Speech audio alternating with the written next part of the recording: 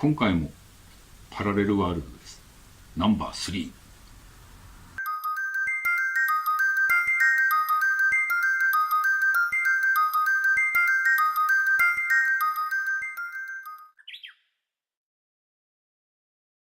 皆さんこんにちは。キスカの異次元夢話。異次元ナビゲーターはキスカとアシスタントの琴音です。よろしくお願いいたします。はい、前回の続きということで3ですけど、はい、言っててですね、はい、若干不安がなかったわけじゃないですけど、道の状況もそう変わらないし、で戻りました。はい、でちゃんとみんなの車もありました。は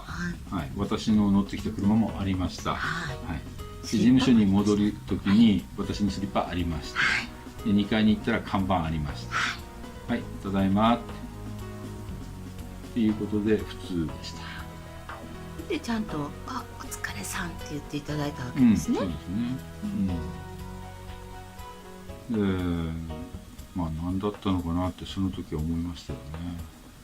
だけどあれですよね、普通ドラマとか、映画とか見てると、なんか滝壺に落ちたとか、あとビルから落ちたとかなんかそんな衝撃的なことがあって、なんかタイムスリップじゃないけど、したみたいなのが多いじゃないですか。でもキスカさんの今のお話だと何もなく普通にしれーっと行っちゃったみたいなそうね、本当何事もなくみたいなね。ねえ、なんかインパクトっていらないんですかね。ないといけないっていうわけじゃないからね、映画じゃないんで。でその中に入る時はどうもなかったけど、こう戻る時にバッとフラッシュを焚かれたような感じで真っ白になってっていうのがそこだけですよね。やはりその異世界というかに行かれて、その時もどうやって帰ったらいいんだろうとか思わなかったんですか？いや、それよりなんでそんなこと言われないかんのとかそっちそっちなんでそんなこと言われないかんのやろうとか、なんで警察呼ばれないかんのだとか。でも目の前が白くパーってフラッシュになって戻ってくるっていうところはなんかちょっと映画っぽいですよね。ちょっとね、何だったのかなって、寝てたわけでもないし、なんかこう時間とかなんかがあったんですかね、歪みかなんかね。なんかあったっぽいんですよね。で、パラレル系の話でね、いなくなる人が目の前から人がいなくなるっていうのは、実際あるんですよね。神隠しとか昔は言ってたみたいだけど、で神隠しの中に宇宙人によるアブダクションとか、次元を超えて中身だけ連れて行かれちゃうっていうこと結構ありますよね。で今回話させてもらったパラレルワールドの件に関して、その辺何もないところかって言われると何もないところじゃないよねっていうのは一つあるんですよ、磁場的にね。これはもう前から気づいてたんだけど、その時はもう全然そんなこと思ってもいなかったけど、確かに東日本の大震災の時はその地震がね、発生したわけですから、皆さんよく電磁波とか言いますし、やはりそのようなパラレルっぽい経験をした方もね、報告いっぱい上がってるじゃないですか。でUFO が映ってたとかいうのもありますよね。ということは何かしらそういったことが関わりあるかもしれないみたいなのはあるということですか？短いやつは他にも結構いっぱいあるんですよ、実際は。それはちょっとジャンル分けしていっぱい聞いちゃいますけど、ただそれがなんていうかな、パラレルで今日話した分に関しては一般生活っぽいパラレルって言ったらパラレルなんですよね。で他の短いやつっていうのも結構あるんだけど、ちょっと大変、これがもし実際に起こってたら大変だよねっていうのがありますね。では想像もつかないことではありますけど、私たちも普通に生活をしていても実は無意識化でパラレルしてる可能性ってあるんですかね？あるみたいですよ。だから未来は決定してないってことですか？僕が知ってる分の情報だけだけど、一応3つあるよっては聞いてるんですよね。まあ誰からかなるほど、ね、今の世界っていうのもパラレルの中の一つですよっていうので、あとハーモニーの世界、調和が取れた世界と、調和の取れてない世界っていうのがあるらしいです。なんかゲームの世界みたいですねちょっとね、異世界転生系の、アニメとか結構今やってるみたいなんだけど、そういった世界っていうのが時折その一部の人とか一部の地域っていうのを巻き込んでガチャッとルービックキューブみたいに入れ替わるっていうのがあるそうなんですよね。それが事実だとすると、一夜にして消えた村とかあるじゃないですか。ということをみたいな感じで。ただ私は同じ女性として、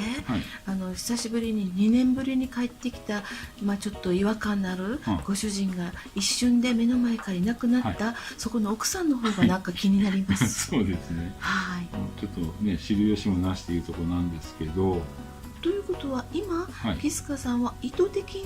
そこに行くことはできないということですよね。できないですね。他のところだったらいけるけどねっていう。他のところはいけるけどそこはいけないね。何なんでしょうね、意図していけない。でたまに僕は見に行ってくるって言うじゃないですか。見に行ってくるっていうのはこの三次元的この世の座標を知ってるとやりやすいんですよね。前々回の川辺のお化け、川辺の少女じゃないけど、あれは自分が通りかかって座標を押さえてるんですよね。でそこに対しては見に行くのは非常に簡単っていうと簡単です。ならばその発祥を渡って3分の座標っていうのがあるじゃないですか。そこに行って確認することはできないんですか？これね、今もちょっと気になったから見てるんだけど、なんかあるなっていうのは、もやっとそれがあるなっていうのは分かるけど、それを科学的には証明することはできない。でもやっとしたのがあったとしても、なんでその日その時に発動したとかですよね。分かんないそれは。ただなんていうかな、仮想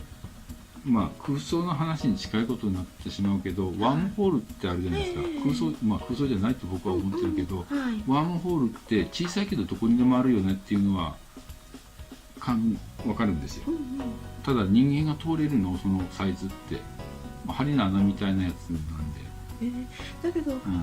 ドラえもんのどこでもドアも実はどこにでもあるっていう噂もありますよね。噂はね、ただどこに繋がってるかは不明っていうやつ。そう怖いですね。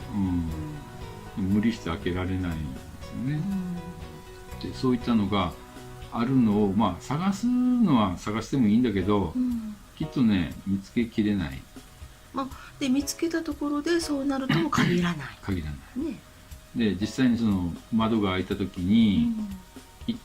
たっきりになってる人もやっぱりいるんですよね。で向こうから来てから来っぱなしになってる人も実際いるんですよ。で行って帰ってきた人と行きっぱなしの人、で来っぱなしの人、来て帰った人っていうのがやっぱりいるんだけど、ちょっとやっぱり不思議なんですよね、その辺が。それを経験する人はやはりそのような経験をするっていうような計画というかあるんですかね。それは不明ですね。ただそういう世界があるということですよね。でそういうのがちょっと分かる人